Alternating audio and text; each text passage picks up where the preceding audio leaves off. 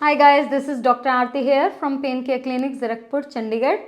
आज हमारा topic of discussion है शोल्डर ब्लेड का जो पेन होता है। तो पहले आपको समझना पड़ेगा कि शोल्डर ब्लेड कहते किसको हैं। शोल्डर ब्लेड, ये जो हमारी स्कैपुला बोन है, इसको शोल्डर ब्लेड बोला जाता है, जिसमें पेन आना शुरू हो जाता है। मीन्स शोल्डर ब्लेड मीन्स यहाँ पे पीछे आपको पीठ पे, यहाँ पे इसके साइड पे दर्द हो सकता है, इसके ऊपर वाले हिस्से में दर्द हो सकता है, या इस हिस्से पे आपको दर्द हो सकता है। तो इसमें किसी भी हिस्से में अगर दर्द होगा तो उसको पेन इन शोल्डर ब्लेड बोला जाता है।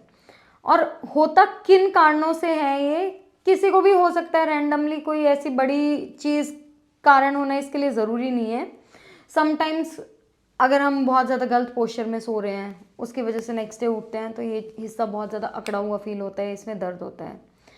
लेडीज़ में मोस्टली क्या होता है, किचन में काम ज़्यादा रहता है, तो उसमें क्या रहता है, उनको किचन में कढ़ाई कड़छी बहुत देर तक चला रही हैं, एक ही पोजीशन में एक ही बाजू यूज़ हुए जा रही है, वो एक कारण हो जाता है। उसके अलावा बर्तन धो रहे होते हैं जैसे, तो बर्तन कई बार सिंक जो है वो डिस्टेंस काफ़ी ज़्यादा होता है, या फिर ऊंचा बहुत ज़्यादा होता है हाइट के हिसाब से, तो उसमें कुछ इस टाइप का पोस्चर रहने लग जाता है। तो उसकी वजह से अगेन ये मसल्स बहुत ज़्यादा स्ट्रेच्ड हो जाती हैं, उसकी वजह से पेन आना शुरू हो जाता है।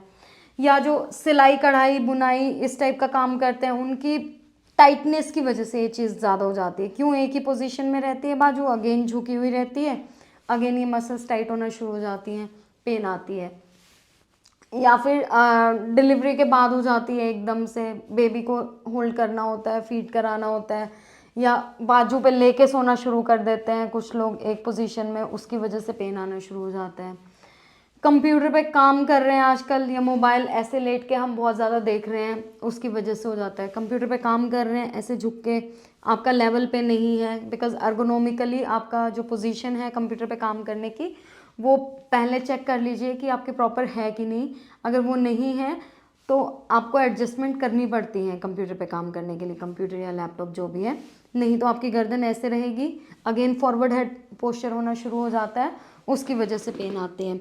फॉरवर्ड हेड में होता क्या है, बेसिकली ये जो गर्दन है ना हमारी, ये कर्व होता है इसमें एक, ठीक है, यहाँ पे ये कर्व होता है, मीन्स ये इस टाइप से कर्व रहना चाहिए नॉर्मली। लेकिन जब हम बहुत ज़्यादा ऐसे झुक के काम करते हैं, होता क्या है, ये नेक आगे को चली जाती है और ये हिस्सा पीछे को रह जाता है। मीन्स आपका ये हिस्सा तो बहुत ज़्यादा ऐसे अंदर की साइड को हो जाएगा, और यहाँ से एक कुब जैसा निकलना शुरू हो जाता है, जो आपने अगर बहुत सारी लेडीज़ में नोटिस भी किया होगा कि एक बैक पे हम्प सा बनना शुरू हो जाता है, और गर्दन की जो हाइट है वो छोटी होनी शुरू हो जाती है, और गर्दन कुछ इस टाइप की होनी शुरू हो जाती है। वो एक कारण है सबसे बड़ा आपकी शोल्डर ब्लेड में पेन आने का या नेक में पेन आने का।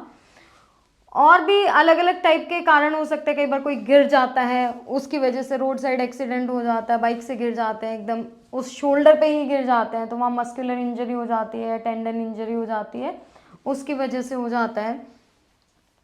या होता कई बार क्या है कि आप गिरे, मान लो कभी थे, उसके 3-4 साल बाद जाके वो पेन एक्टिवेट होना शुरू होता है, जब आपने रैंडमली एकदम से कुछ हिला दिया, मीन्स या कुछ जोर का झटका दे दिया, या कुछ हैवी वजन आपने लिफ्ट कर लिया एकदम से, तो वो जो टाइट हुई मसल्स थी वो उस टाइम सेटल हो गई थी, लेकिन उस टाइम वो खिंच जाती हैं जब आप नेक्स्ट टाइम कुछ भी करने लगते हैं। तो तब याद आता है कि हम शायद तब गिरे थे, तब उसके बाद से हमारा पेन होना शुरू हो गया था। तो ऐसा होता है, कई बार पुरानी इंजरीज़ की वजह से पेन आना शुरू हो जाता है, कई बार न्यू इंजरीज़ की वजह से पेन आता है। या जो जिम वर्कआउट करते हैं उसमें भी क्या होता है, सडनली आप कुछ लिफ्ट कर रहे थे और आपकी बॉडी ने उसको अलाउ नहीं किया, और एकदम से आपकी बॉडी पे प्रेशर आ गया, अगेन इंजरी हो जाती है उस मसल में, शोल्डर ब्लेड की मसल्स में। तो शोल्डर ब्लेड की जो स्टेबलाइजर मसल्स हैं उनको रोटेटर कफ बोला जाता है, जो कि इस शोल्डर को संभाल के रखती हैं।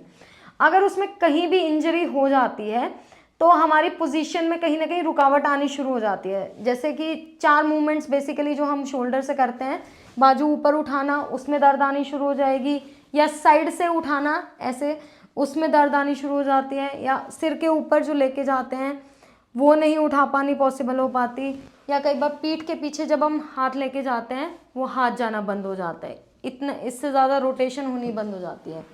तो ये जो मसल्स हैं, ये यदि इनमें कोई भी इंजरी आ जाएगी, वीकनेस आ जाएगी, या कोई टाइटनेस हो जाएगी, तो ये मूवमेंट्स अलाउ करना बंद कर देंगी। एक मसल में टाइटनेस आएगी, दूसरी मूवमेंट रुक जाएगी, तो ये साथ में काम करती हैं। तो कारण इसके जैसे मैंने आपको बताया बहुत सारे हो सकते हैं, तो इनमें से कोई भी कारण है, जो भी कारण है वो तुरंत फाइंड आउट होना चाहिए और बहुत लंबे टाइम के लिए पेंडिंग नहीं रहना चाहिए, क्योंकि डिसयूज़ की वजह से मसल वीकनेस बहुत ज़्यादा हो जाती है। जब हम किसी पार्ट को यूज़ ही नहीं करेंगे तो वो मसल वीक होना शुरू होती जाएगी और उसमें जान आनी बंद हो जाएगी। जैसे लोग कहते हैं ना कि हमारी तो इस बाजू में जान ही नहीं रही है, हम इसको यूज़ ही नहीं कर पाते हैं, वैसे ही लेफ्ट हैंड तो बहुत कम यूज़ होता है।